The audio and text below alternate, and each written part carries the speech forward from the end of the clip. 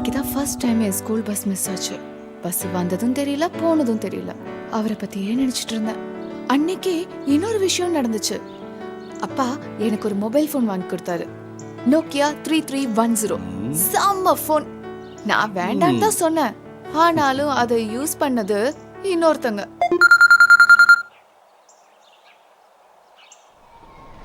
Hello, குடுக்குறேன்.